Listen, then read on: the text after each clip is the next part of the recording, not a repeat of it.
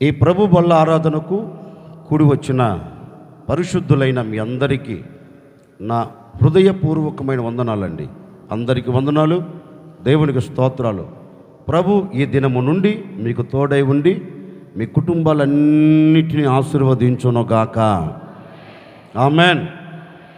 ఇక తలెత్తున్నాను చూడండి, నేను క్లుప్తంగా వ్యాఖ్యానం చేసి ముగిస్తాను.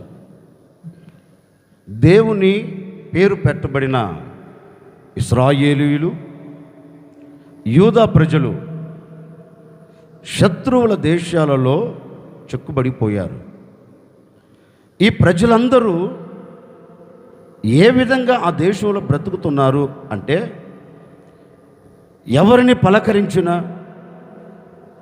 ఎవరు ఎదుట నిలబడి మాట్లాడినా వారందరూ ఒకే మాట చెప్తున్నారండి. అయ్యా, మా హృదయం గాయపరచబడింది,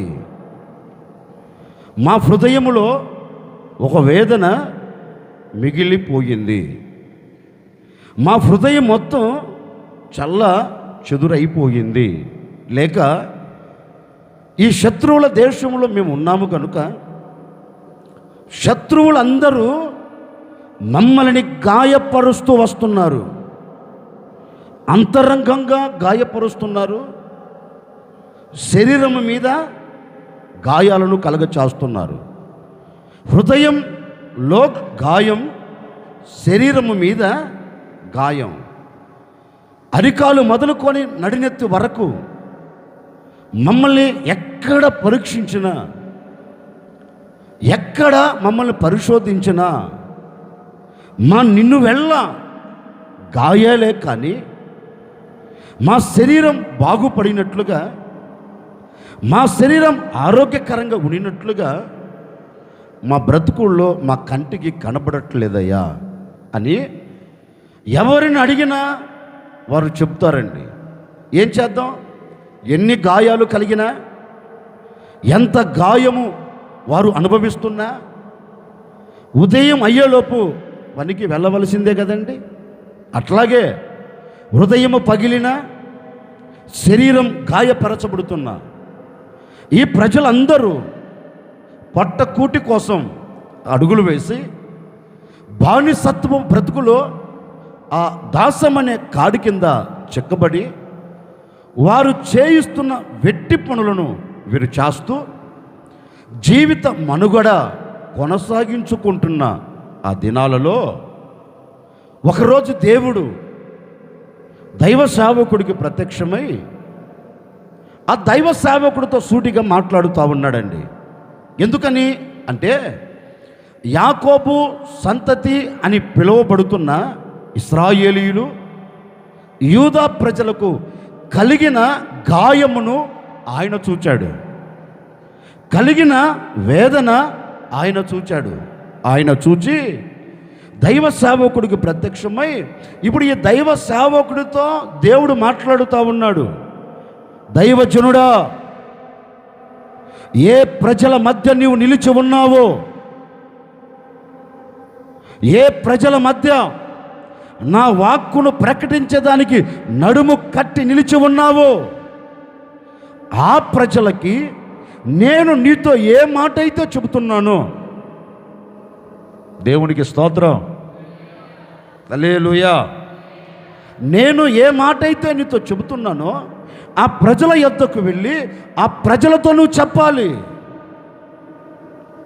ఆ ప్రజలకు నేను చెప్పే మాట నువ్వు తెలియచేయాలి అని దేవుడు ఒక్కొక్కటిగా చెప్తున్నారండి. అసలు వీరి మీద ఉన్న ఆయనకున్న ప్రేమ ఏంటి?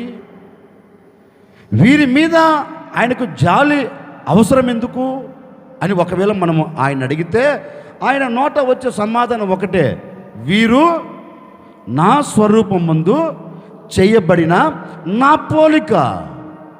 మరి నా ప్రజలను నేను ఎలా విడిచిపెట్టగలను? నా ప్రజలకు నేను ఎలా దూరముగా ఉండగలను అని ఆయన అంటాడు. అందుకే వారి మీద జాలి కలిగిన దేవుడిగా దైవ సేవకుడికి ప్రత్యక్షమై ఇప్పుడు దైవ సేవకుడితో మాట్లాడితే ఇప్పుడు దైవ సేవకుడు ఆ ప్రజలతో చెప్తున్నాడు. ఆ ప్రజలు ఎలా ఉన్నారు? అంటే శత్రువుల దేశములో సమాధానము లేక, శత్రువుల దేశములో ఒకరి మధ్య ఒకరికి ప్రేమ అనురాగాలు కలిసి జీవించలేక, ఒకరి మధ్య ఒకరికి మమకారాలు దూరమైపోయి, ఒకరి మధ్య ఒకరికి విలువలు కోల్పోయి, అసమాధానపు ఛాయ వారిని అలుముకొని వారి మీద మోపబడి ఉంది ఒక కాడి మ్రాను. కాడి మ్రాను మోపబడినందువలన వారి బ్రతుకులో సమాధానం లేకుండా పోయింది. ఈ బానిసత్వం అనే ఈ కాడి కింద వారు నలపబడుతున్నారండి. ఒక మాటలో మీతో చెప్పాలి అంటే, ఈ అరక దున్నే ఎద్దుల మీద కాడి మ్రాను పెట్టారనుకోండి, దాని ముందు గడ్డి వేసిన స్వేచ్ఛగా తింటుందా? మాట్లాడరే.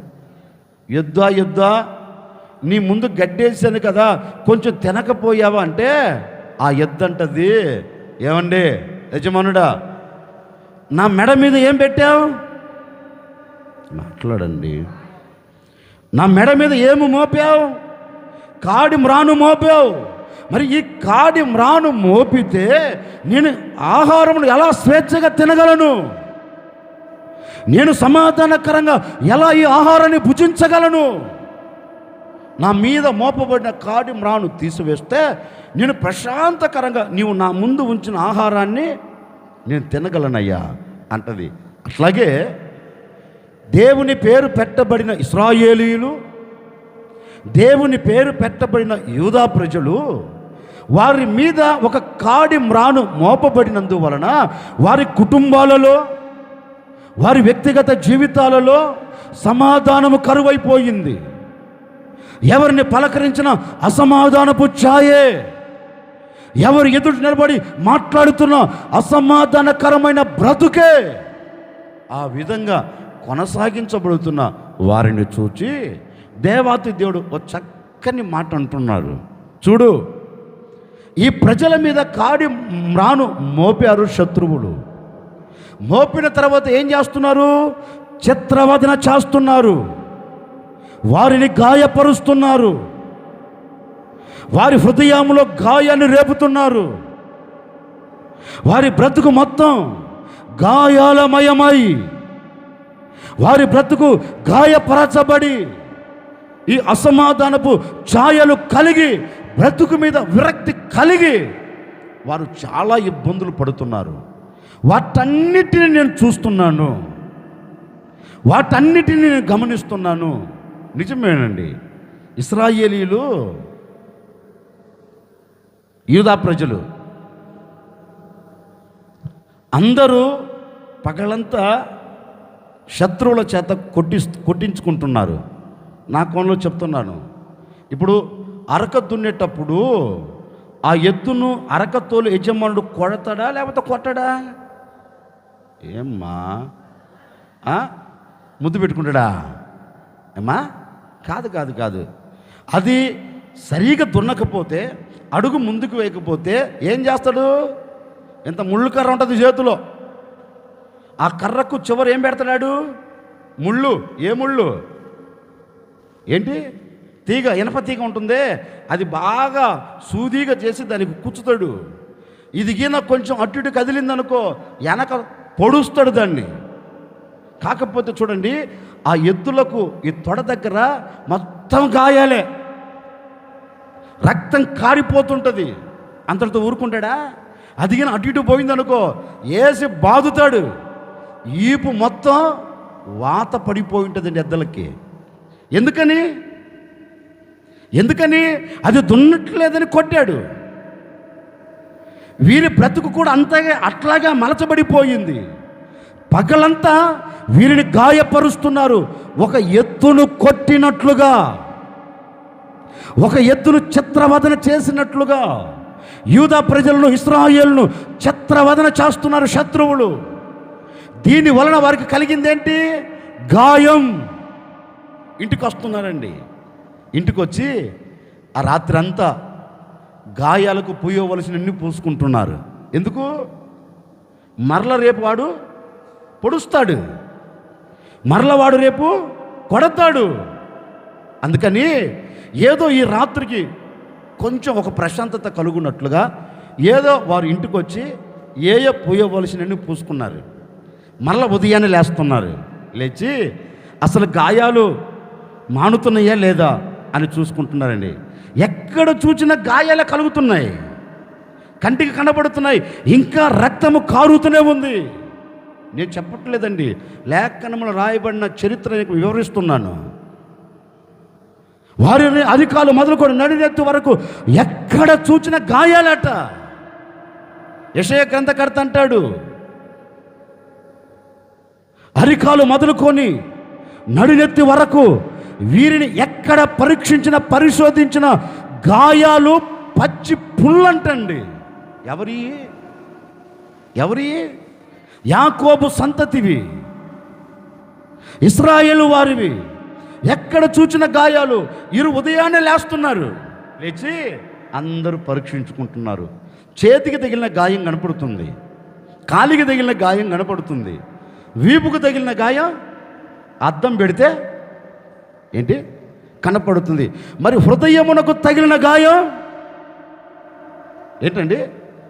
ఏ అద్దం పెడితే కనపడుతుంది అంటే అనుభవిస్తున్న వ్యక్తికి మాత్రమే అది తెలుస్తుంది. ఇప్పుడు నా శరీరం మీద గాయాలు ఉన్నాయండి, నా శరీరం మీద గాయాలు మాత్రం మీకు కనపడతాయి. కనపడితే లేవా ఏంటి? మరి నా హృదయానికి తగిలిన గాయం మీకు కనపడుతుందా? ఆ నొప్పి ఏంటో నాకు తెలుసు, ఆ బాధ ఏంటో నాకు తెలుసు. ఏమండి, కర్ర తీసుకొని పొడిసేవాడికి తెలుస్తుందా? ఏం మాట్లాడేంటండి? నరం లేని నాలుక ఉంది కనుక ఎట్టు మాట్లాడినా కుదురుతుందా? ఏం మాట్లాడేంటండి? ఒక మాట మాట్లాడేటప్పుడు నీవైనా నేనైనా ఎవరినైనా ఎదుటి వ్యక్తిని ఒక మాట మాట్లాడేటప్పుడు ఈ నరము లేని నాలుకకు ఒక హద్దు నియమించుకోవాలి. ఒరే, నా నోట ఒక మాట మాట్లాడుతున్నాను, ఆ వ్యక్తి హృదయం ఎంత గాయపరచబడుతుంది, ఆ వ్యక్తి హృదయంలో ఎంత గాయము కలుగుతుంది. నేను అంటున్న ఒక్క మాట ద్వారా జీవితాంతం వేదన పడాలి కదా, జీవితాంతం ఆ వ్యక్తి బాధపడుతూ కన్నీరు కార్చాలి కదా అని ఆలోచించి నీ నరము లేని నీ నాలుకకు ఏం చేయాలి? కొంచెం కత్తెర పెట్టుకోవాలి. అర్థమవుతుందా? కొంచెం కత్తెర పెట్టుకోవాలి. కత్తెర పెట్టుకోలేదనుకో పెను ప్రమాదం. నేను ఎప్పుడూ ఒక మాట చెబుతాను, ఎట్ట చూపించేదానికంటే ఎట్ట చూయించుకోవడం మంచిది. అర్థమైంది నేను చెప్పింది మీకు? ఎట్ట చూయించుకునే దానికంటే ఎలా చూసుకోవాలి? నీది నువ్వు చూసుకో. అందుకే లేఖనం ఉంటుంది, ఒరే సన్నాసోడా, ఓ తెక్క మొహమా, ముందు నీ కంట్లో ఉన్న నీ దూలం నువ్వు చూసుకో ఒకసారి. ఎదుటి వాడి కంట్లో నలుసును మాత్రమే చూస్తున్నావు, మరి నీ కంట్లో ఉన్న దూలనే సంగతి ఏంటి? ఏం మాట్లాడే? అంత సీరియస్ అయిపోయారు? నీ కంట్లో దూలం ఉంది కదా, ఉందా లేదా? నీకు కనపడదు అది, ఎందుకంటే దూలం అడ్డుగా నిలబడింది కదా. లోకంలో ఒక సామెత ఉంది, పచ్చ కామెరలోడికి కొంత పచ్చ కామెరలు ఉన్నారు ఇక్కడ. నేను ఒక్కడినే నీతిమంతుడను, నేను ఒక్కనే నీతిమంతురాలు. మరి ఎదుటివారు నీకు నీవు అనుకుంటే సరిపోతుందా? నీకు పచ్చ కామెరలు ఉన్నాయి, లోకమంతటిని పచ్చగా చూస్తున్నావు. నీ హృదయంలో పాపపు బీజం ఉంది, ఎదుటి వ్యక్తిలో కూడా ఏం చూస్తున్నావు? అందుకే నేను ఒక మాట చెప్పింది వాక్యం ఉంటుంది. ఏముంటుంది? ఇద్దరు వెళ్ళారు ఎక్కడికి? మందిరానికి. ఒకడన్నాడు నా అంత నీతిమంతుడు లేడన్నాడు, ఒకడేమన్నాడు నేను పాపిని అన్నాడు. మరి ఎవరిని నీతిమంతుడిగా తీర్చాడు? ఏంటి? ఒకసారి ఆలోచించండి. నేను నీతిమంతుడు, నువ్వు దుర్మార్గుడివి అంటే కుదురుతుందా? ఏంటండి? కుదరదు. నీవు నీతిమంతుడైతే ఎదుటి వ్యక్తి కొరకు కన్నీరు కార్చి ప్రార్థన చేస్తావు. నీవు నీతిమంతుడు అయితే ఏలెత్తి చూపెట్టవు, నోరు తెరిచి మాట్లాడవు. ఆ వ్యక్తి కొరకు ఏం చేస్తా? వాళ్ళు అలా ఉన్నారు. ఎవరు? మీ గురించి చెప్పారు అనుకున్నారా? కాదు, వాక్యం గురించి. శత్రువులు అలా ఉన్నారు, నోటికి ఏది వస్తే అది మాట్లాడుతున్నారు. వారి హృదయాన్ని గాయపరుస్తున్నారు, కర్రతో వారి శరీరమును గాయపరుస్తున్నారు. ఉదయం లేచి చూచోలపండి వారి దేహం మొత్తం ఏమైపోయింది? ఎక్కడ చూచినా గాయాలట, ఎక్కడ చూచినా పచ్చి పుళ్ళట. ఇక ఆయనకు కడుపు గాలింది. ఎవరికి ఎవరికి ఎవరికి? దేవాతి దేవుడికి కడుపు గాలింది. అప్పుడు ఆయన నోట నుండి జారవలసిన ముత్యము లాంటి మాటండి తెలుసండి. ఒకటి అంటున్నాడు, చూడండి, ఏ సమాధానము లేక, ఏ భయము కలిగి, ఏ గాయాలతో ఈ శత్రువుల దేశములో మీరు ఉన్నారో, ఇక మీదట ఏ శత్రువు భయము లేకుండా మీరు నిర్భయముగా బ్రతకబోతూ ఉన్నారు. ఏ శత్రువు భయం ఇక ఉండదు. మీ వ్యక్తిగత జీవితాలన్నిటికీ భయము లేకుండా నేనేం చేయబోతున్నాను చెప్పరేంటండి? నేనేం చేయబోతున్నాను? శత్రువుల భయం మీ మీద ఉండకుండా దానిని కొట్టివేసి మీరు ఆనందకరంగా బ్రతుకున్నట్లుగా నేను చేస్తాను అని వారితో ఒక వాగ్దానపూరితమైన మాట చెప్తున్నారు. చదువుదాం ఇప్పుడు ఆ మాట చదువుదాం. ఇర్మీయా ప్రవచన గ్రంథం, త్వరగా ఇర్మీయా ప్రవచన గ్రంథం 30వ అధ్యాయం 17వ వాక్యాన్ని చదువుతారు.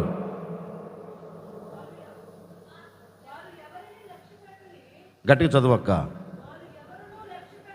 వారు ఎవరిని లక్ష్య పెట్టక, ఒకవేళ మిమ్మల్ని వెలివేసి చూస్తున్నారో, అయితే దేవుడు వారితో చక్కని మాట అంటున్నాడు. అయితే ఇప్పటి వరకు ఇశ్రాయేలు వారులారా, యూదా వారులారా, నేను మీతో మాట ఇస్తున్నాను. ఈ బబులోను దేశములో మీరు వెలివేయబడిన స్థితిలో ఉన్నారు కదా.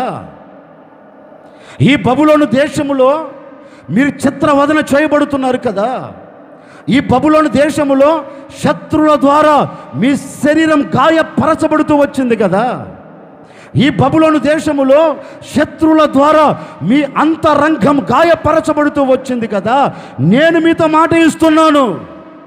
ఎవడు మిమ్మల్ని వెలివేశాడో, ఎవడు మిమ్మల్ని హీనంగా చూస్తున్నాడో, ఎవడు మిమ్మల్ని బాధిస్తున్నాడో, ఎవడు మిమ్మల్ని ఆరోగ్యం లేకుండా చిత్రవదన చేస్తున్నాడో, అన్నిటిని దృష్టించి నేను నీతో చెప్తున్నాను. ఇక మీదట నేను నీకు ఆరోగ్యమును కలగ చేయబోతూ ఉన్నాను. ఆరోగ్యము కలగ చేసిన నేను మీ గాయములన్నిటిని నేను మాన్పబోతూ ఉన్నాను. కొట్టు, గట్టిగా గట్టిగా కొట్టు. యేసయ్య సాక్షాత్తుగా ప్రజలతో చెబుతూ ఉన్నారు. గాయపరచబడిన ప్రజలతో, గాయము కలిగిన వారితో, హృదయమునకు కలిగిన గాయము చేత బాధపడుతున్న వారితో, శరీరమునకు కలిగిన గాయమును బట్టి బాధపడుతున్న వారితో నా ప్రభువు అయిన యేసుక్రీస్తు మాట ఇస్తూ ఉన్నారు. యూదా వారులారా, యెరూషలేము నివాసులారా, భయపడకండి. నిశ్చయముగా నేను ఈ దినము నుండి మీకు ఆరోగ్యము దయచేసి మీకు కలిగిన ప్రతి గాయమును నేనేం చేయబోతూ ఉన్నాను? గట్టిగా చెప్పండి. ఏం చేయబోతూ ఉన్నాను? మీ గాయములన్నిటిని నేను మాన్పివేయబోతూ ఉన్నాను. మీ గాయములన్నిటిని నేను కట్టబోతూ ఉన్నాను. మీ గాయములన్నిటికీ నేను ముగింపును కలగ చేయబోతూ ఉన్నాను. నిశ్చయముగా నా దేవుడు మీకు కలుగుతున్న ప్రతి గాయమును నా దేవుడు కట్టునుగాక, గాయములన్నిటిని మాన్పునుగాక. గట్టిగా చెప్పకపోయారా? ఆ ప్రజలతో దేవాతి దేవుడు అంటున్నారు. తలెత్తున్నాను చూడండి. దేవాతి దేవుడు అంటున్నారు, వారు ఏ పరిస్థితిలో ఉన్నారో ఆ అధ్యాయం ప్రారంభం నుండి చదువుకోండి. ఈ 17వ వాక్యం వరకు చదువుకోండి. నేను చెప్పిన వ్యాఖ్యానం అంతా అక్కడే పొందుపరుచుంటుంది. ఒకటే అంటున్నారు. ఎవరు? దేవాతి దేవుడు. మీరు ఇలా భీతి చేత భయపడుతున్నారు, భయం కలుగుతూ వస్తున్నారు కదా. ఇక మీదట అది లేకుండా నేను మిమ్మల్ని రక్షిస్తాను. మీ గాయములన్నిటిని ఏం చేస్తాను నేను? చెప్పండి. దేవుడు వారితో ఒక వాగ్దానం చేస్తున్నాడు. నీ గాయములు నేను మాన్పెదను. ఓ సేవకుడికి నిండు మనసుతో మనసారా నేను కోరుకుంటున్నానండి, ఒకవేళ నీతో ఉన్నవారు నీ హృదయాన్ని గాయపరుస్తూ వస్తున్నారో లేనిపోని మాటల చేత, ఆ మాటలన్నీ వింటూ నీ గుండె చల్లా చెదురైపోయిందేమో, ఏ విషయాల్లో నీ హృదయం గాయపరచబడుతూ వచ్చిందో నాకు తెలియదు. ఒకవేళ నీ కుటుంబానికి ఏ గాయాలు కలుగుతూ వచ్చాయో నాకు తెలియదు.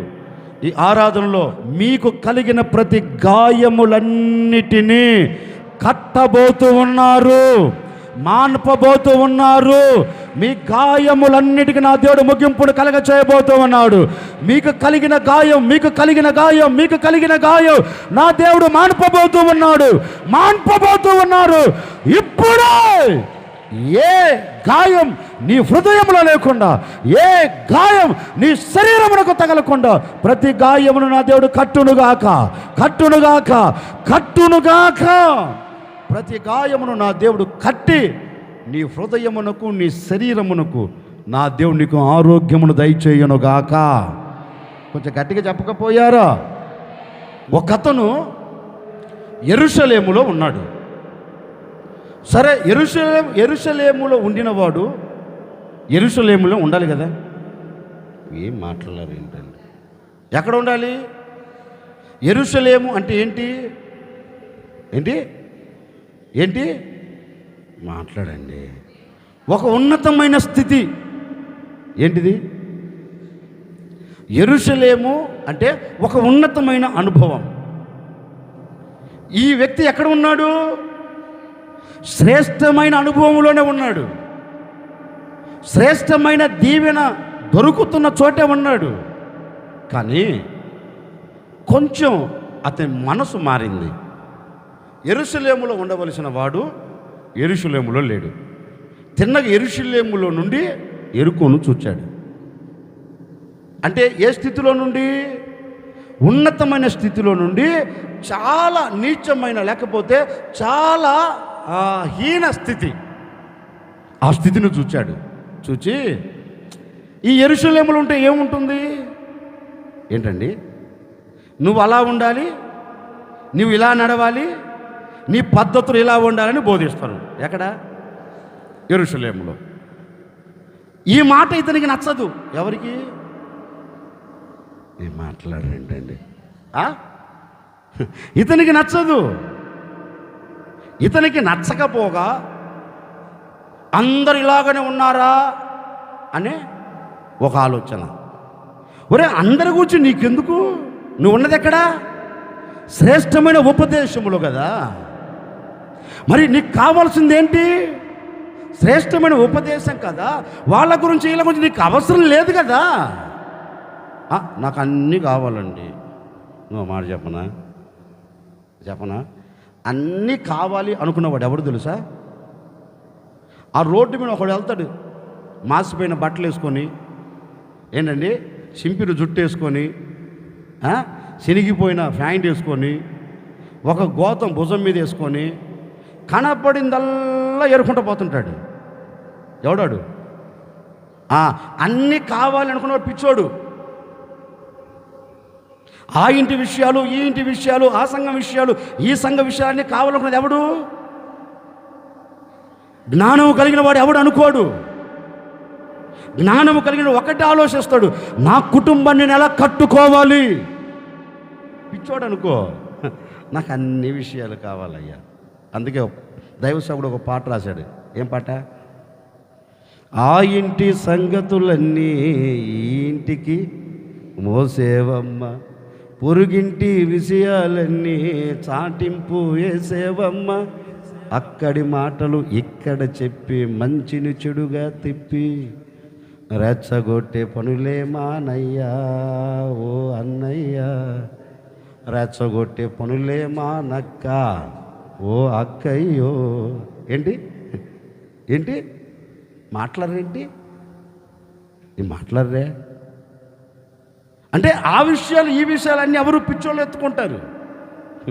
మంచోడు ఎవ్వడు తీసుకోడు. వీడికి పిచ్చి పెట్టినట్టుంది. ఎవరికి? ఉన్నతమైన అనుభవంలో ఉన్నవాడికి పిచ్చి పట్టింది. పిచ్చి పట్టి నాకు అన్నీ కావాలని దిగొచ్చాడు. పాస్టర్ గారు చెప్పాడు, అయ్యా నా మాట విను, కిందికి వెళ్ళావనుకో చస్తావు, కిందికి వెళ్ళావనుకో జీవితం గల్లంతు. నా మాట విను తమ్ముడా, నీ ఆలోచన మార్చుకో, నీ పద్ధతి మార్చుకో, నీ ఉపదేశంలో ఉన్నావనుకో, ఈ ఉపదేశం నిన్ను యేసయ్య ఎదుట నిలబెడుతుంది. నా మాట వినువయ్యా అన్నాడు. ఎంత చెప్పినా వినడే. ఏవయ్యా పాటర్ గారు, నువ్వు చెప్తే నేను వినాలా అన్నాడు. నీ ఇష్టంరా బాబు అన్నాడు. తిన్నగా దిగి వచ్చాడు. దిగి వస్తూ ఏమైనా గమ్యం చేరాడా ఏంటండి? చేరలా. మార్గం మధ్యలో ఎవడు అడ్డుపడ్డాడు? దొంగలు అడ్డుపడ్డారు. దొంగలు అడ్డుపడుతుంది. ఏం జరిగింది? చెత్తగా బాధేశారు. వాడి అరికాలు మొదలుకొని నడినెత్తు వరకు ఎక్కడ చూచిన గాయమే. ఎవరుడు?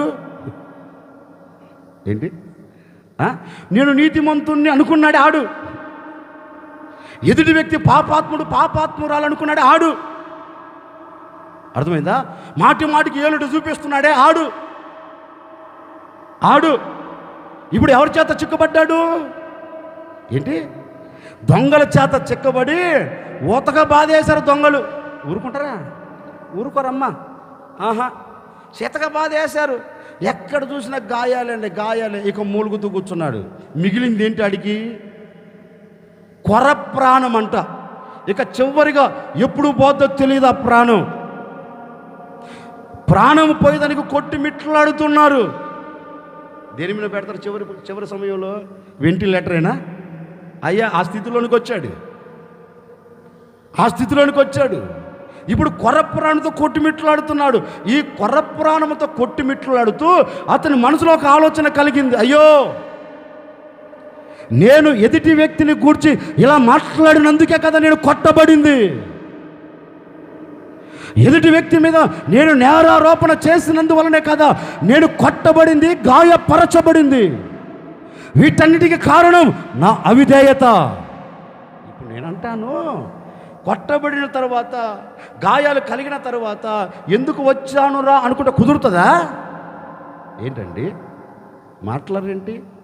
ముందే హెచ్చరిక చేశాడు కదా, వెళ్ళవద్దురా బాబు, నీవు నిలబడే స్థలం ఇది,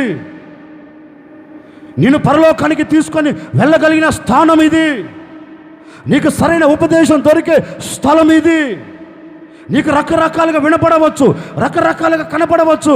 ఒకవేళ మనసును మార్చుకొని కాదనుకొని అడుగులు వేసావనుకో, నిశ్చయముగా నీ ఆత్మీయ స్థితిని నీవే గాయపరుచుకుంటావురా బాబు అని చెప్పాడు పాస్టర్ గారు. విన్నాడా? వినలా. వినదు. దెబ్బ తినేదానికి ఎవడు వినడు. తిన్న తరువాతే ఎందుకురా బాబు అంటారు కదా. వారి బ్రతుకు కూడా అట్లాగే అయిపోయిందండి. కొట్టబడ్డాడు, ఇక అక్కడ కుప్పగా కోల్చబడి ఇక నా ప్రాణం పోతే బాగుండని ఆలోచిస్తున్నాడు, చచ్చిపోతే బాగుండని మనసులో కోరుకుంటున్నాడు. అంతలో నా కోణంలో వ్యాఖ్యానం చేస్తున్నా, అంతలో మీకు అర్థమయ్యే శైలిలో, అంతలో ఆ దారిన బంధువులు వెళుతున్నారు.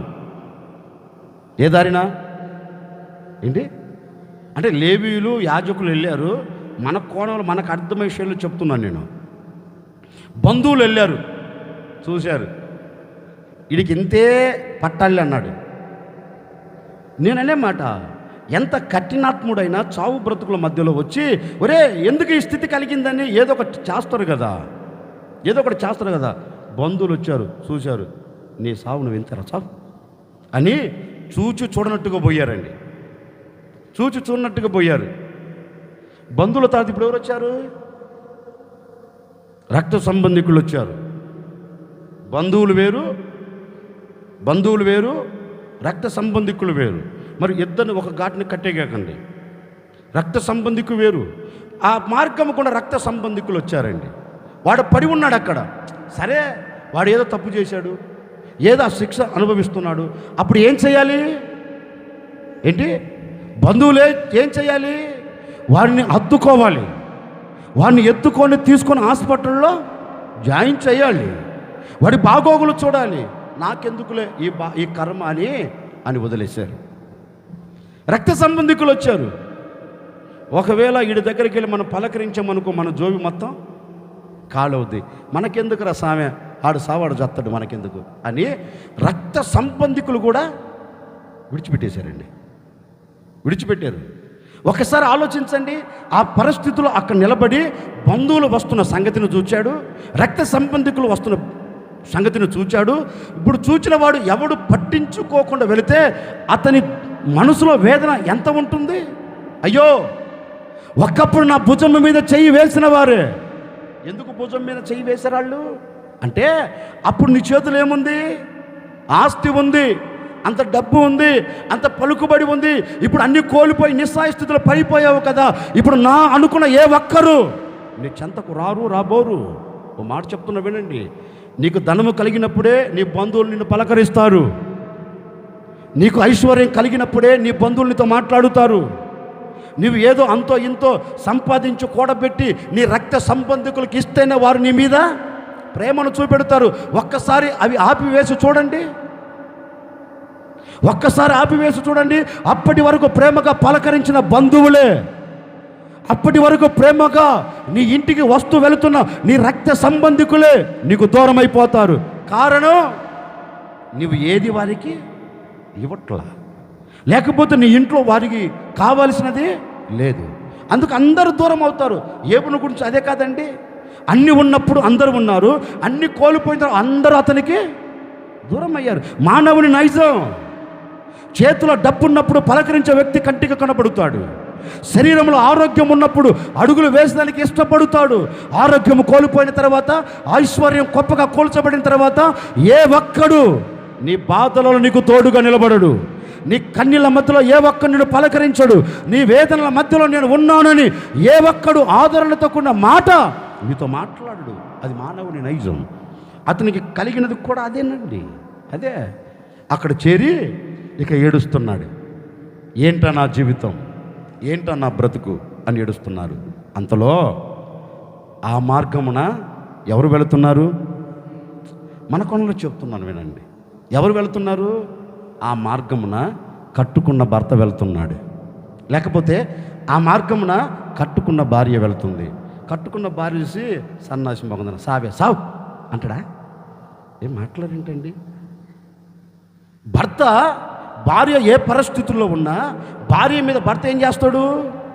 జాలుడు చూపెడతాడు. ఎవడో కసాయి వాడైతే ఇంకా చెప్పలేము కానీ, కఠినాత్ముడైతే ఇంకా చెప్పలేము కానీ, హృదయం బండలాంటి వాడైతే ఇంకా చెప్పలేము కానీ, మనసున్న ప్రతి భర్త భార్యను ఏం చేస్తాడు? ఏంటి, అయ్యో నా భార్య మూలన పడిపోయిందే, నా భార్య నడవలేకపోతుందే, నా భార్య అనారోగ్యానికి గురైపోయిందే, నేను తప్ప ఎవరున్నారని తిన్నగా ఆ అమ్మ దగ్గరికి వెళ్ళి ఆ అమ్మ ప్రక్కన కూర్చొని, ఎందుకు బాధపడుతున్నావు, నీకేం కావాలి, నేనున్నాను కదా అని ఆ అమ్మను ఓదార్చి ఆ అమ్మకు కలుగుతున్న గాయాలన్నింటినీ మానిపేదానికి ఆ అమ్మను ఎత్తుకొని తినక ఎక్కడ తీసుకుని వెళ్తాడు? డాక్టర్ దగ్గరికి తీసుకుని వెళ్తాడు. ఎందుకని అంటే ఆ అమ్మ ఈయనకెవరు? శరీరంలో సగం. సరే, భర్తకు బాగలేదు, భార్య ఏం చేస్తుంది? ఒరే సచ్చినోడా, నువ్వు సావు అంటుందా? లేదు.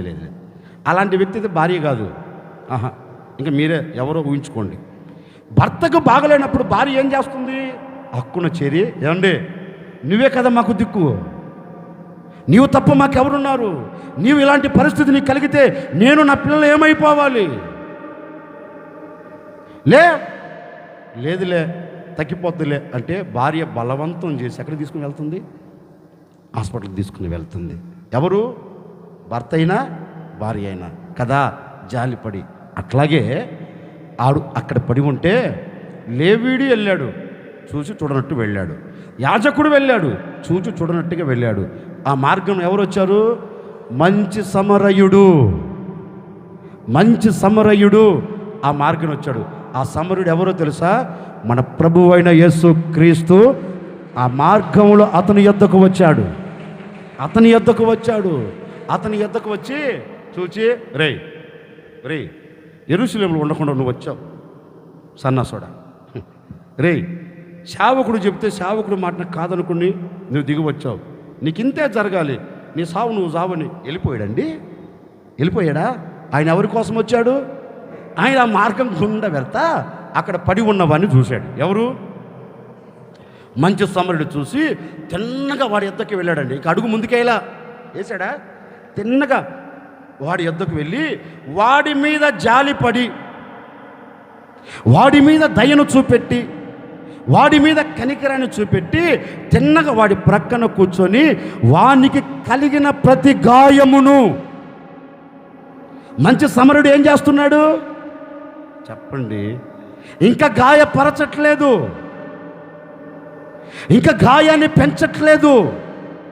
కూర్చున్నాడు. అయ్యో, నా పోలికలో తయారు చేయబడిన వాడు ఈ స్థితిలో ఉండకూడదు, నా చేతులతో చేయబడిన నా స్వభావములు కలిగి ఉండాలని నేను కోరుకున్న ఈనాడు ఈ స్థితి, ఇలాంటి పరిస్థితి కలగకూడదు అని ప్రక్కన కూర్చొని వాడికి కలిగిన గాయాలంటే ఏం చేస్తున్నాడు ఏంటండి?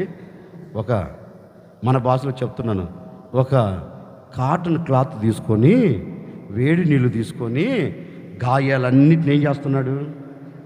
కడిగాడు. గాయాలన్నీ కడిగాడు. గాయాలన్నీ కడిగి ఈ గాయాలు కడగబడిన ఈ గాయాల మీద ఏం పోశాడు? ద్రాక్షారసమును పోసి ఆ గాయాలన్నీ ఏం చేశాడు ఆయన? ఏంటండి? ఏంటి? కట్టి ఇప్పుడు ఏం చేస్తుంది తెలుసా? ఆయన వాహనం మీద. ఎవరి వాహనం? ఏంటండి? ఆయన వాహనం మీద ఎక్కించుకొని తిన్నగా ఎక్కడికి తీసుకొని వెళ్ళాడు? పూట కూని వాడి ఇంటికి తీసుకుని వెళ్ళి వాడికి అప్పగిస్తున్నా, అయ్యా బాబు, రోడ్డు ప్రక్కన పడి ఉంటే వీడిని చూచా, వీని మీద కనికర పడి వీని గాయములు కట్టా, సగం గాయాలు మానుపబడ్డాయి, నీకు అప్పగిస్తున్నా గనుక మిగిలిన గాయాలు నువ్వు కట్టు, వీడిని బాగు చేయి, ఒకరోజు నేను మరలా వస్తా, ఒకవేళ నీవు ఇతని కొరకు ఏమైనా ఖర్చు పెట్టి ఉంటే నేను నీకు దానిని చెల్లిస్తాను అని వాడికి అప్పగించి తిరిగి వెళ్ళాడండి. ఇప్పుడు నేను చెప్పాలనుకున్న మాట ఏంటంటే, గాయపరచబడ్డాడు, ఎవరు లేని అనాథగా నిలిచిపోయాడు. ఆ సమయంలో సాక్షాత్తుగా దేవుడు వచ్చి ఏం చేశాడు? వాడి గాయములన్నిటిని కట్టి ఎవరికి అప్పగించాడు? ఒక సంఘ కాపరికి. నా భాషలో చెప్పాలంటే, ఏ చోట నుంచి అయితే వెలివేయబడ్డాడో, ఏ సంఘమునకు దూరం అయిపోయాడో, మరలా ఆ సంఘానికి అతన్ని తీసుకొని వెళ్ళి ఆ సేవకుడికి అతనికి అప్పగించి, బాబు, నేను రెండవ రాకడలో ప్రత్యక్షము కాబోతున్నా, నేను వచ్చే ఆ సమయానికి ఇతనిని బాగు చేయి. దేని చేత? దేని చేత? వాక్యము చేత ఇతనిని సరిచేయి, వాక్యము చేత ఇతని గాయములను కట్టు, వాక్యము చేత ఇతని సరైన చోటు నిలబెట్టు, ఇతని ప్రవర్తన మారకున్నట్లు, ఇతని నడవడిక, ఇతని పద్ధతులు మార్చబడుకున్నట్లు నేను వచ్చేంత వరకు ఇతనిని నీవేం చేయాలి? జాగ్రత్తగా. చెప్పండి, పూటక్కుని వాళ్ళ పనంతా ఏంటి? వచ్చిన వ్యక్తిని, గాయాల మధ్యలో వచ్చిన వ్యక్తిని నువ్వు గాయపరచబడ్డ, నువ్వు అడుగు పెట్టకూడదు అన్నాడు. ఏం చేస్తాడు? ఒక తండ్రిగా అతనిని ఆదరిస్తాడు, ఒక తల్లిగా అతని కన్నీరు తుడిచివేస్తాడు, అతనిని ఏం చేస్తాడు? హక్కును చేర్చుకొని పరలోక సంబంధమైన మాటలు చెప్పి దేవుని ఎదుట నిలబడేటట్లుగా ఈ దైవ సేవకుడు ఏం చేస్తాడు? రూపుదిద్దుతాడు. రూపుదిద్ది క్రీస్తు పోలిక వచ్చేంత వరకు వదిలిపెడతాడా ఏంటి? గుచ్చైనా, గిచ్చైనా, బాధ పెట్టైనా, నొప్పించైనా, ఏడిపించైనా ఆ వ్యక్తిని ఎక్కడ నిలబెడతాడు? అందుకు అప్పగించాడు.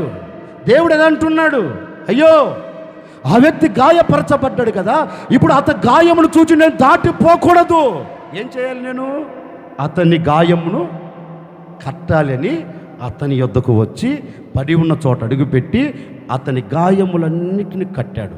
ఈ ఆరాధనలో ఒక సేవకుడికి నేను కూడా మీతో చెప్పే మాట ఏంటంటే, జనవరి 1వ తేదీ నుండి ఈనాటి వరకు అతనికి కలిగిన స్థితి ఒకవేళ మీకు కలిగిందేమో, అతడు కొర ప్రాణముతో అటు ఇటు ఊగిసలాడుతున్నట్లుగా ఒకవేళ ఈ క్షణం వరకు దెబ్బలు తిని, శరీరమునకు దెబ్బలు తగిలి, ఆత్మ సంబంధమైన జీవితమునకు దెబ్బలు తగిలి ఒకవేళ ఊగిసలాడుతూ ఉన్న నా తల్లిదండ్రులారా, ఊగిసలాడుతున్న సంఘస్థులారా, ఊగిసలాడుతూ ఈ మాటలు వింటున్న ప్రజలారా, మీరు భయపడవలసిన అక్కరలేదు.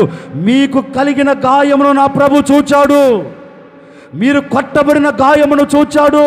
మీ అంతరంగమునకు తగిలిన గాయమును చూచాడు. మీ కుటుంబానికి తగిలిన గాయమును చూచాడు. చూచిన దేవుడు మీ యొద్దకు పడిపోయిన స్థితిలో ఉన్న వాడి యొద్దకు దిగి వచ్చినట్లుగా ఈ ఆరాధనలో గాయపరచబడి ఈ ఆరాధనలో పాలు పొందిన ప్రతి ఒక్కరి యొద్దకు నా ప్రభు దిగి వచ్చి ఉన్నారు. దిగి వచ్చిన ఆయన మీతో చెప్పకనే చెబుతూ ఉన్నారు. మీ గాయములన్నిటిని నా ప్రభు కట్టబోతూ ఉన్నారు. మీ గాయములన్నిటికీ ముగింపుడు కలగ చేయబోతూ ఉన్నారు. మీ మీద జాలి పడ్డాడు. మీ మీద ఆయన కనికరమును పంపాడు.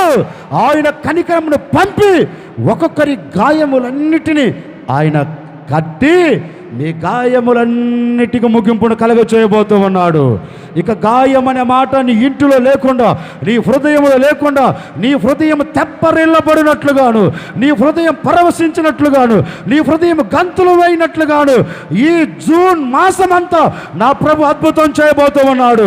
ఎక్కడ కొట్టబడ్డావో అక్కడ నా దేవుడు కట్టబోతూ ఉన్నాడు. ఎక్కడ గాయపరచబడ్డావో అక్కడ నీ గాయమును మాన్పబోతూ ఉన్నాడు. ఇప్పటి వరకు, ఈ క్షణం వరకు అందరిని విడిచిపెట్టిన ఆయన నిన్ను విడిచిపెట్టకుండా మీ గాయములన్నిటిని నా దేవుడు కట్టునుగాక. గట్టిగా చెప్పుకోపోయారా?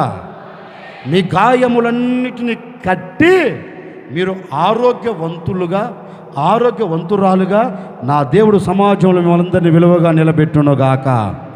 నీవు తిన్న దెబ్బలన్నిటికీ, నీవు కొట్టబడిన ప్రతి గాయమునకు నా ప్రభు ఒక మందు వేయబోతున్నాడు.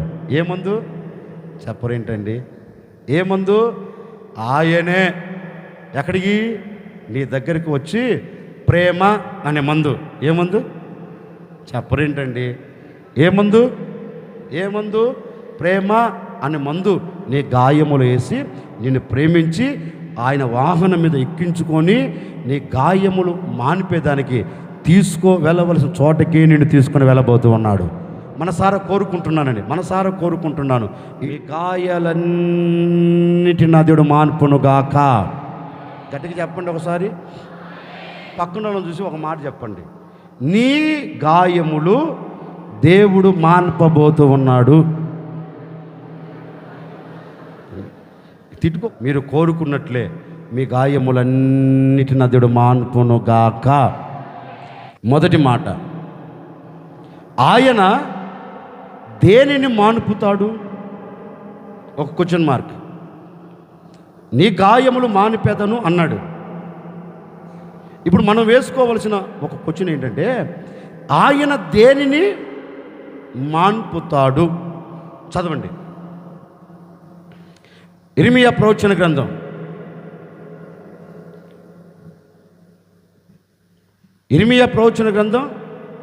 31వ అధ్యాయం 15వ వాక్యము నుండి 16వ వాక్యం వరకు చదువుతారు. యెహోవా ఇలాగూ సెలవిచ్చుచున్నాడు, ఒక్కసారి ఆలకించండి. రామాలో అంగళార్పు, మహారోదన ధ్వనియు వినబడుచున్నది. రాహేలు తన పిల్లలను గురించి ఏడుచుచున్నది. లేకపోయినందున ఆమె దానిని గురించి ఓదార్పు పొందలేకపోతుంది. అదిగో యెహోవా ఈ మాట ఇస్తున్నాడు. యెహోవా, గట్టిగా చెప్పండి, యెహోవా ఈ మాట ఇస్తున్నాడు. ఇక మీదట నీవు కన్నీరు కార్చుట, ఇక మీదట నీవు ఏడువుట, ఇక మీదట నేను నీ కన్నీలన్నిటినీ నేను మాన్పబోతూ ఉన్నాను. కొట్టు గట్టిగానే వెయ్యి. దేవాతి దేవుడు వారితో చెబుతున్నారు. అక్కడ రాయబడిన మాట ఒక వ్యక్తితో చెబుతున్నాడు, ఒక దేశముతో చెబుతున్నాడు. ప్రత్యేకంగా ఒక వ్యక్తితో చెబుతున్నాడు, ఒక దేశముతో చెబుతున్నాడు.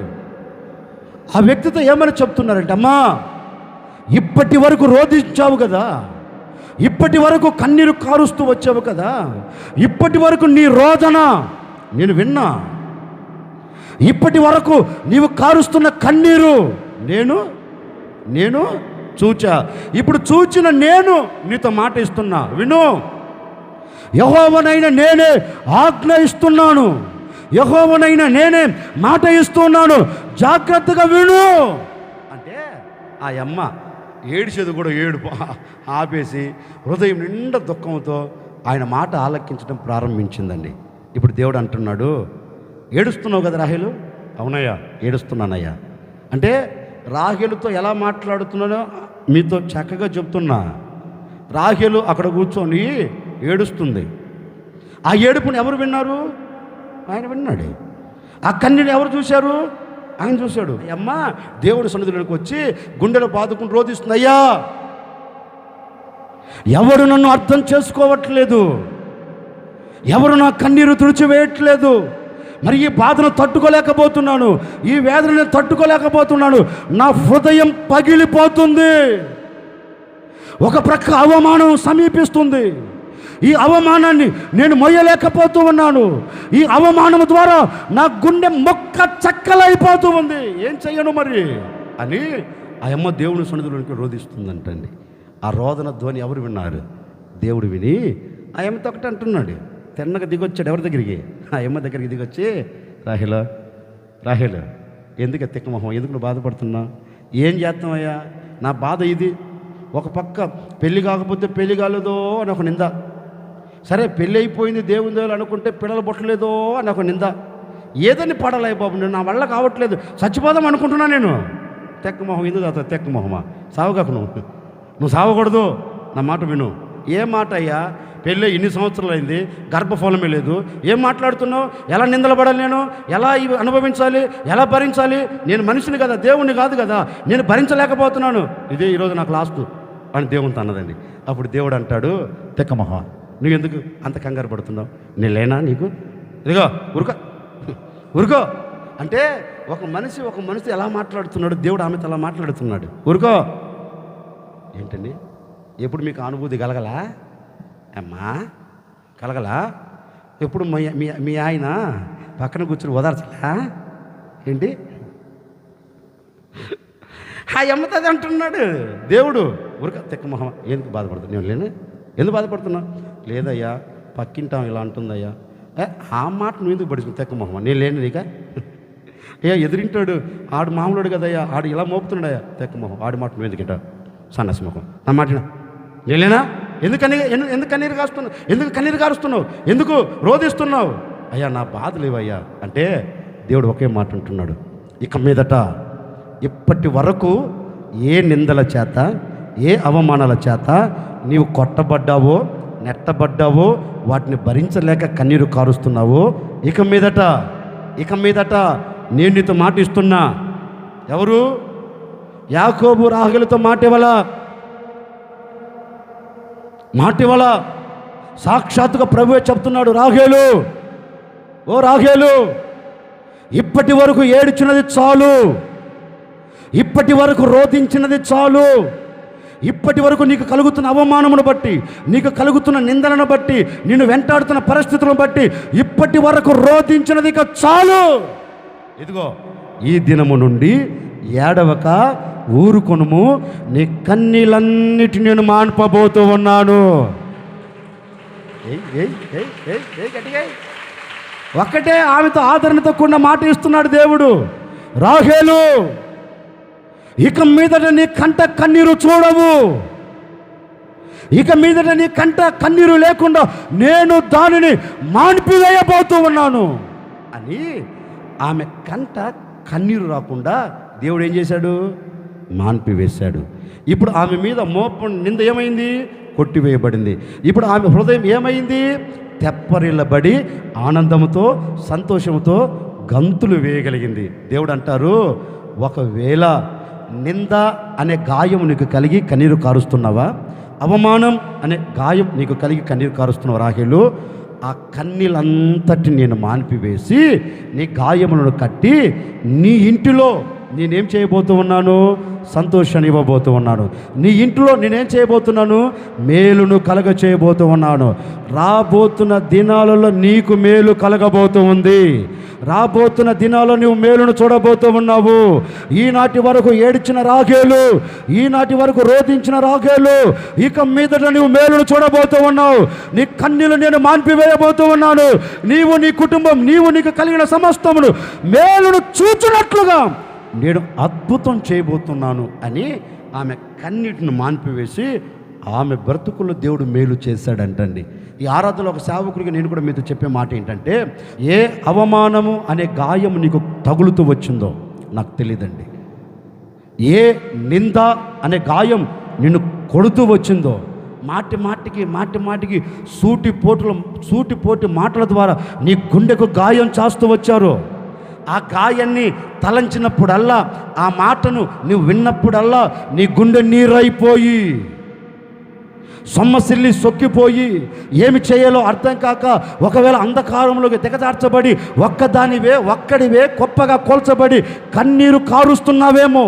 నీ కంట కార్చబడుతున్న కన్నీరు ద్వారా నీ పరుపును తడిపిన దినాలు ఉన్నాయేమో. అందుకే కీర్తనకారుడు అంటాడు కదండి, నా కన్నీళ్ళ చేత నా పరుపు తడపబడిపోయింది, ఆ కన్నీళ్ళ చేత నా పరుపు తేలిపోతుంది. ఎందుకు దావీదు? అయ్యా, ఒక పక్క శత్రువుల భయం నన్ను వెంటాడుతుందయ్యా, ఒక పక్క నానుకున్న వారు నాకు విరోధులు అయిపోయారయ్యా, నా రక్తము పంచుకొని పుట్టినవాడే కత్తి చేత పట్టి సింహాసనం కొరకు నన్ను చంపాలని కన్నెర చేసి అడుగులు వేస్తున్నాడయ్యా. ఇవన్నీ నేను తలంచినప్పుడు నా గుండె ఏమవుతుంది? బరువెక్కిపోయి నా కంట కన్నీరు. రాత్రి పడుకుందామని బెడ్రూమ్లోకి వెళ్ళి మంచం ఎక్కి పడుకోగానే ఆ కన్నీళ్లకు కన్నీరు ఆటోమేటిక్గా అయ్యే కారిపోతున్నాయ్యా. నేను ఏడవలసిన అక్కర్లేదు. నేను మంచం ఎక్కి తల మీద నా తల కింద దిండు పెట్టిన మరుక్షణమే నా దిండు కన్నీళ్లతో తడపబడుతుంది. అలాంటి కన్నీరు నా హృదయంలో నిలిచిపోయింది. అలాంటి శోధనను, అలాంటి బాధను నేను ఎదుర్కొంటున్నాను. దావీదు అంటాడు. కోరాహు కుమారులు కూడా అదే అంటారు. కోరాహు కుమారులు అంటారు, అయ్యా, ఏమి చేయకపోయినా చేసింది నా తల్లిదండ్రులు, నాయకత్వానికి వ్యతిరేకంగా మార్చబడింది నా తల్లిదండ్రులు, మేం కాదు కదా. అయినప్పటికీ అందరూ సూటిపోటి మాటలతో మమ్మల్ని పొడుస్తున్నారయ్యా. కోరాహు కుమారులు అంటారండి, ఎవడు చూచినా రే మీదొక బ్రతికేనా, నీవు దీనికి యోగ్యుడవా అంటే వారు ఎక్కడ ఉండేవాళ్ళంటే దేవుని సన్నిధిలో ఉండేవాళ్ళండి. ఎవరు? వారు నాన్నగారు చనిపోయేటప్పుడు వీరు ప్రత్యక్ష గుడారంలో ఉన్నారు, అందుకే వీరు చావాలా, లేకపోతే వీళ్ళు కూడా పోయేవాళ్ళు. ప్రత్యక్ష గుడారంలో పరిచర్య చేస్తూ ఉన్నారు దేవుని మందిరంలో. వారు పరిచర్య చేస్తున్నందువలన వారు కాపాడబడ్డారు. అయ్యా, మేమేం చేసాం, మాకు అభంశుభం ఎరుగం కదా, మేము నీ సన్నిధిలో పరిచర్య చేస్తున్నాం కదా. అందరూ అదో రకంగా మాట్లాడుతున్నారయ్యా. నేను వెళుతుంటే నా వీపున పొడుస్తున్నారయ్యా మాటల చేత. నా ఎదురుగా మాట్లాడకపోయినా నా వెనక గుసగుసలాడుతున్నారయ్యా. ఏం చేయను నేను? ఎలా వెళ్ళాలి? మా అన్నదమ్ముల పరిస్థితి మాకే అర్థం కావట్లేదు అని కోరాహు కుమారులు దుఃఖపడుతున్నారండి. ఎక్కడికి వెళ్ళి? దేవుని సన్నిధిలోనికి వెళ్ళి. వాళ్ళు కూడా అదే అంటారు. అందరూ వచ్చి అంటున్నారు, ఒరే దేవుని సన్నిధిలోకి వెళుతున్నావు, నీకేమైనా బాధ తొలగిందా అని హేళనగా మాట్లాడుతున్నారయ్యా. ఆ మాటలు వింటుంటే మా కంట కన్నీరు ఏరులై పారుతుంది. ఆ మాట మేము విని తట్టుకోలేకపోతున్నామయ్యా. కోరాహు కుమారులు కూడా అదే అంటారండి. నేను కూడా మీతో అదే చెప్పేది.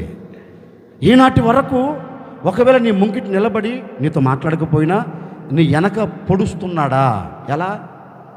ఎలా లోకంలో సాగుతుంది, లోకులు కాకులు కావు కావు కావు ఆలిట్ట, కావు కావు ఈలిట్ట, కావు కాలు ఆయమ్మిట్ట, కావు కావు వీళ్ళు చేయటకు యోగ్యులా, కావు ఏంటి లోకం కాకులండి.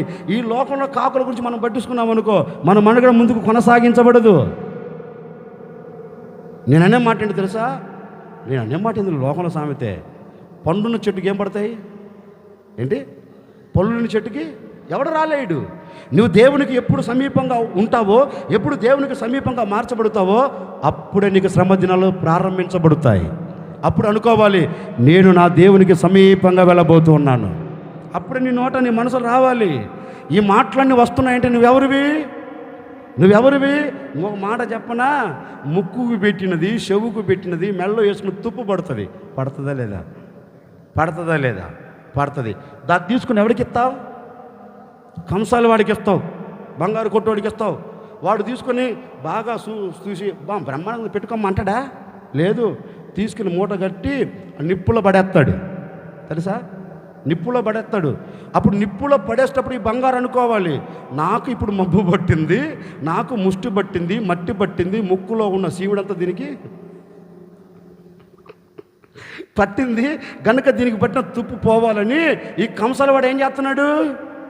నిప్పులు వేసినాడు, కాలుస్తున్నాడు. కనుక ఇప్పుడు ఈడు కాలుస్తున్నాడు అంటే నేనేమవుతున్నాను? ప్రకాశవంతంగా నేను మారబోతూ ఉన్నాను. హల్లెలూయా, హల్లెలూయా. బంగారు అనుకుంటుంది, కాల్చబడుతున్నాను, రేపటి రోజున నేను ప్రకాశవంతమైన వ్యక్తిగా నేను మారుతాను అనుకొని నిప్పుకు అప్పగించుకుంటుందండి. ఏంటిదే? మన జీవితం కూడా అలాగే. దేవునికి సమీపంగా అయ్యేటప్పుడు కొన్ని నిప్పులు వచ్చి నేను కాలుస్తుంటాయి, నీ హృదయాన్ని కాలుస్తుంటాయి, నీవు ఏడ్చేలా కుమిలిపోయేలాగా చేస్తుంటాయి. అప్పుడు ఒకటే, ఓహో దేవునికి స్తోత్రం, నేను నా దేవునికి సమీపంగా నేను ఉండబోతూ ఉన్నాను, నేను నా దేవుని సన్నిధిలో నిలిచి ఉండబోతూ ఉన్నాను. ఈ శోధనలు, ఈ ఆటంకాలు, ఈ ఇక్కట్లు, ఈ ఇబ్బందులు ఏవి నన్ను వచ్చి పలకరించినా క్రీస్తులో నుండి నన్ను ఏది వేరు చెయ్యలేదు అనే ఒక నిరీక్షణ ఉన్నప్పుడండి సంతోషమందైనా శ్రమల ఎందైనను ఏంటండి? దేంట్లో ఉంటా? శ్రమలలో కూడా. ఎవరు ఆధారం?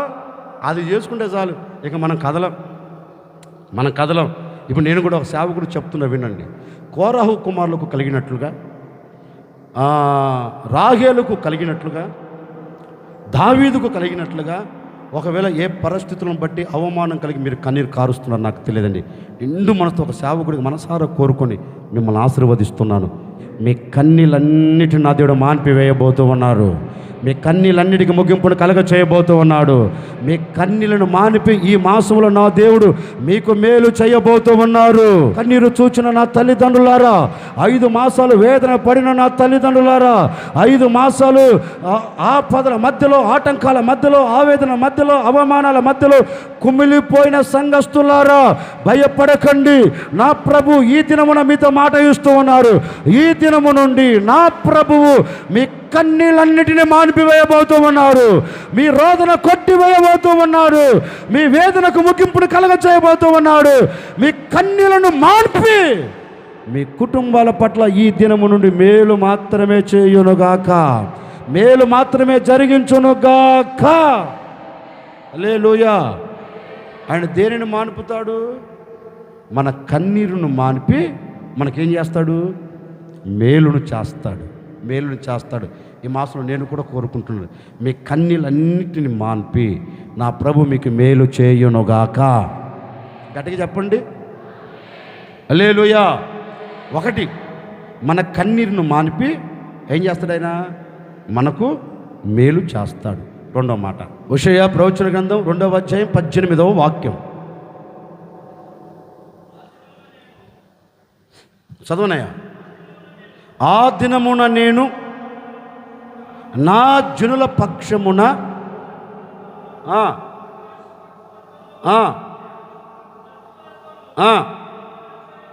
నిబంధన చేయబోతున్నాను. వీళ్ళు ఖడ్గం, యుద్ధములు, దేశములు లేకుండా యుద్ధములన్నిటిని నేను మాన్పివేయబోతూ ఉన్నాను. యుద్ధమును మానిపి దేశము నలుదిశలా నెమ్మదిని కలగ చేస్తాడు. ఇప్పుడు నేను మన కోణంలో చదువుతున్నాను చూడండి. నేను నా జనుల పక్షమున నిబంధన చేయుచున్నాను. వీళ్ళు ఖడ్గం, యుద్ధం, దేశములో లేకుండా మాన్పెదను. ఒక కోణం. రెండో కోణం చదువుతున్నా. నేను ఈ సుళ్ళూరుపేట సంఘస్థుల ఎడల ఒక నిబంధన చేస్తున్నాను. ఈ సుళ్ళూరుపేట సంఘ విశ్వాసుల కుటుంబాలలో ఇక మీదట ఏ విల్లు కానీ ఏంటి మాట్లాడండి, ఏ విల్లు కానీ, ఏ ఖడ్గము కానీ, ఏ యుద్ధములు కానీ విశ్వాస కుటుంబాలలో లేకుండా యుద్ధములన్నిటి నేను మాన్పివేయబోతూ ఉన్నాను. నా వైపు చదువుకుంటా.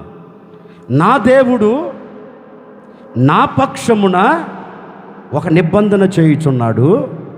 ఇక మీదట నా జీవితములో, నా సంఘములో విల్లు, ఖడ్గం, యుద్ధములు లేకుండా నా దేవుడు నాకు, నా సంఘమునకు, నా సంఘమునకు నా దేవుడు నెమ్మదిని కలగ చేయబోతూ ఉన్నారు. నాకు ఇల్లు ఏముంది? ఇదే కదా ఇల్లు. మీరే నా తల్లులు, మీరే నా తండ్రులు, మీరే నా అక్కలు, మీరే నా చెల్లెళ్ళు, మీరే నా అన్నలు, మీరే నా తమ్ముళ్ళు, మీరే నా పిల్లలైనా ఏంటి మీరే, అన్నీ మీరే. అందుకే నేను సంఘానికి పోల్చుకొని మాట్లాడుకున్నా. ఇప్పుడు మీరు అన్నారు అనుకో, నా సంఘమున కంటే నీకు ఎవరు లేరీడా? అర్థమవుతుందా? నా సంఘమును కాదు. ఇప్పుడు నువ్వు మాట్లాడుకో. నా దేవుడు నాతో, నా కుటుంబంతో ఒక నిబంధన చేయుచున్నాడు. నాకు కానీ, నా కుటుంబానికి కానీ ఏ శత్రువు ఖడ్గము, విల్లు, యుద్ధములు లేకుండా నా దేవుడు నాకు, నా కుటుంబానికి నెమ్మదిని దయచేయబోతూ ఉన్నారు, నెమ్మదిని అనుగ్రహించబోతున్నారు అని ఏం చేస్తారు మీరు? ఇప్పుడు వద్దులే, ఇంటికి వెళుతా ఇదే మాట. ఏ మాట? ఆ దినమున అని ఉంది అక్కడ. ఆ దినమును కాదు, ఈ దినమున నా దేవుడు నాకు యుద్ధములు లేకుండా, యుద్ధకాలం భూమిపై నరులకు ఇది యుద్ధకాలం. యోబు గ్రంథకర్త కూడా అంటాడు, భూమి మీద నరుల కాలం యుద్ధకాలము కాదా? ఎవరిదట? అంటే ఇప్పుడు మనం ఎక్కడున్నాం? ఒక యుద్ధములో ఉన్నాం. ఈ భూమి మీద ఏంగా జరుగుతుంది? యుద్ధం జరుగుతుంది. ఒక మాటలో చెప్పి ముగిస్తాను, వినండి. ఏ యుద్ధం? నీ కుటుంబం ఎప్పుడైనా ప్రశాంతకరంగా ఉన్నదా? ఏంటండి? ఏదో ఒక గొడవ, యుద్ధం కాదది. ఏంటి మాట్లాడి ఏంటండి?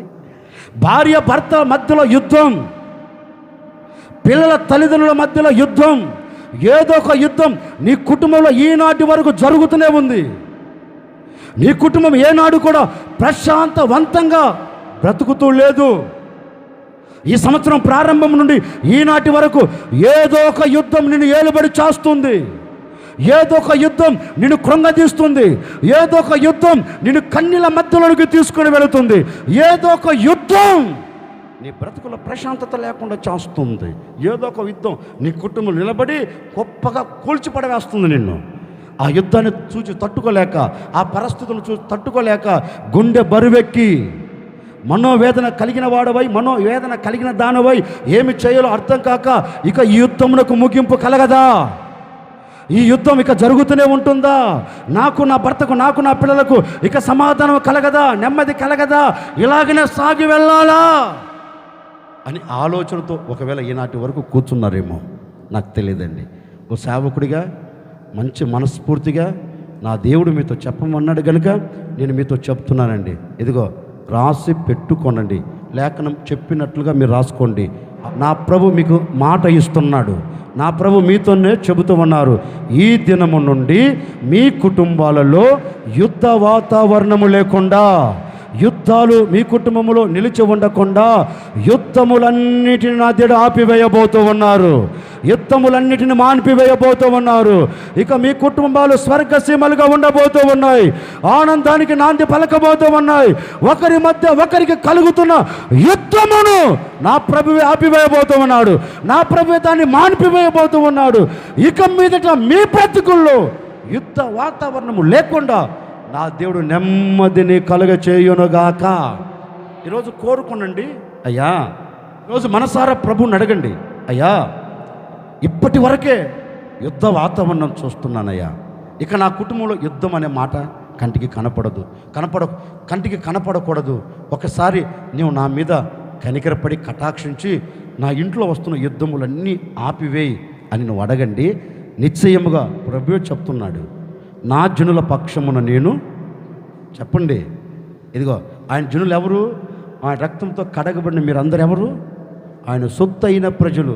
మీ అందరితో మాటిస్తున్నాను, ఈ సుళ్ళూరుపేట హోసన్న మందిర ఆవరణంలో కూర్చొని నా దేవుని మాటలు వింటున్న ఒక్కొక్కరితో నా దేవుడు శ్రేష్టమైన నిబంధన చేయబోతూ ఉన్నాడు.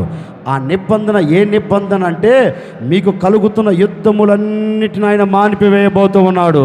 ఆయనే మాట ఇస్తున్నాడు, ఆయన ఆ మాటను నెరవేర్చబోతూ ఉన్నాడు. యుద్ధములన్నీ నీ కుటుంబాన్ని ఏలుబడి చేస్తున్న యుద్ధములన్నిటినీ నా దేవుడు మాన్పి నలు దిశలా ఏం కలగ చేయబోతున్నాడు? నెమ్మది.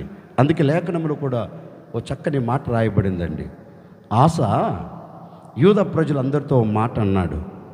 ఏమన్నారు అంటే, బాబు మన చుట్టూ శత్రువులు చుట్టుముట్టేశారు, ఇక మన మనుగడ ఇంతే, ఇక ముందుకు వెళ్ళలేం గనుక ఈ సమయంలో మీరందరూ ఏం చేయాలంటే, మిమ్మల్ని మీరు తగ్గించుకొని దేవుని సన్నిధిలోకి వచ్చి మీ పూర్ణ ఆత్మతో, మీ పూర్ణ మనసుతో మీ దేవుడైన యెహోవా సన్నిధిలో చేరి మనసు విప్పి మనసారా మీరు ప్రార్థన చేస్తే, మీ హృదయపూర్వకమైన ప్రార్థనను విని మన దేశము చుట్టుముట్టిన శత్రువులందరి విషయములో మన పక్షమున ఆయన నిలబడి ఈ దేశంలో యుద్ధములు లేకుండా ఆయన అద్భుతం చేస్తాడు అని అతడు వారితో చెప్తానండి.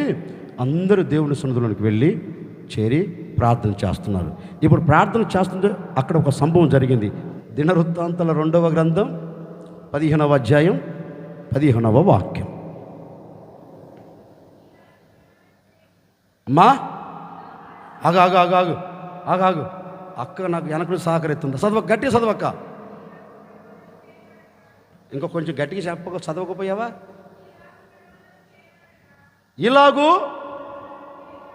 ఇలాగూ మీరందరూ ప్రమాణం చేయండి.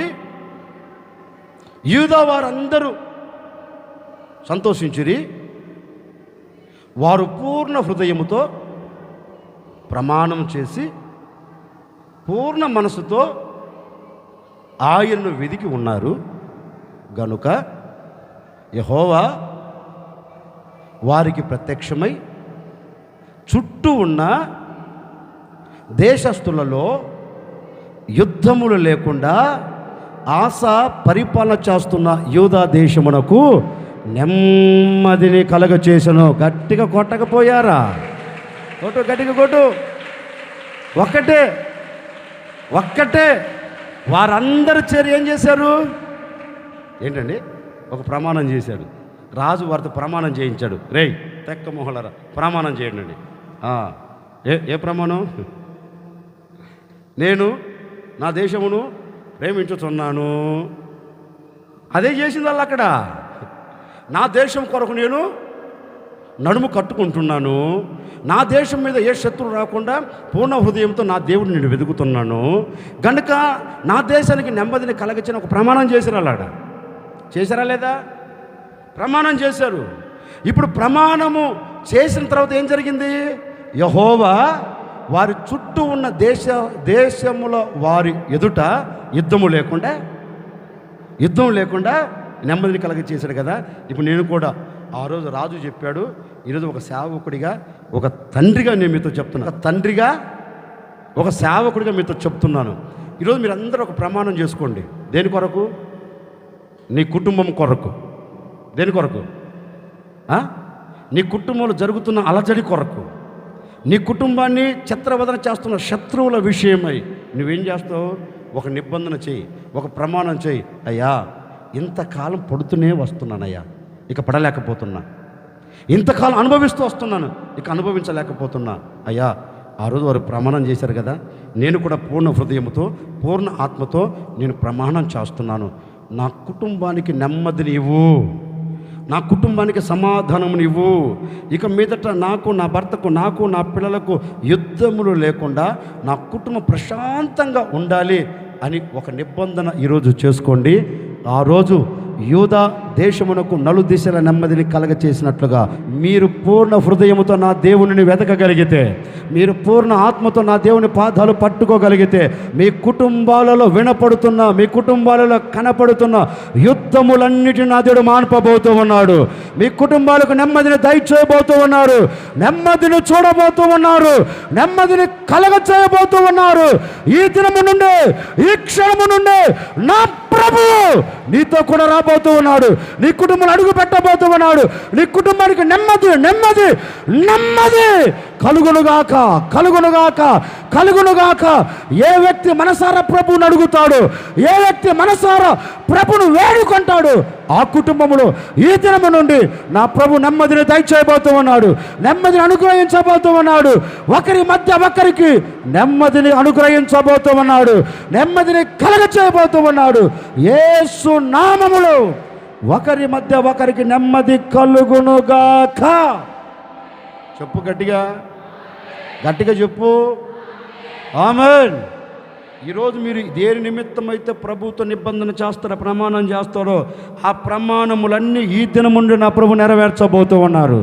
ఈ దినముండి నా ప్రభు జరిగించబోతూ ఉన్నారు. ఇప్పటి వరకు జరగనిది, ఇప్పటి వరకు చూడనిది, ఇప్పటి వరకు నీ బ్రతుకుల్లో నెరవేర్చబడినది ఇక జరగదేమో, ఇక జరుగుతాదో లేదో అపనమ్మకంతో కూర్చొని ఆ దేవుని మాటలు వింటున్నావా? భయపడకు.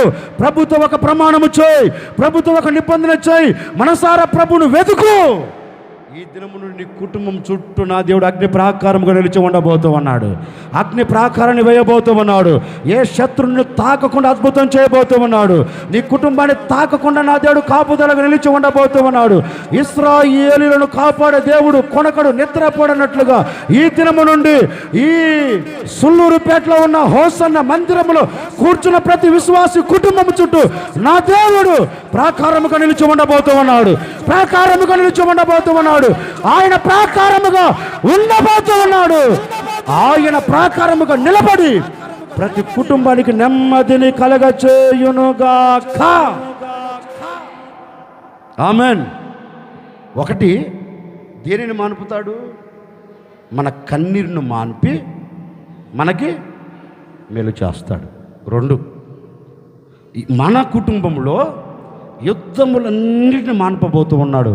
యుద్ధములన్నిటిని మాన్పి మన కుటుంబానికి ఏం దయచేయబోతున్నాడు? మాట్లాడండి. నీకు నెమ్మది కలుగునుగాక. అందుకే మనసారా నేను కూడా కోరుకుంటున్నాను, ఈ దినం నుండి నా ప్రభువు అయిన యేసుక్రీస్తు ఈ ఆవరణంలో కూర్చున్న ఒక్కొక్కరికి నెమ్మది లేని ప్రతి వ్యక్తికి ఈ దినములో నా దేవుడు ఒక నెమ్మదిని దయచేయబోతూ ఉన్నాడు.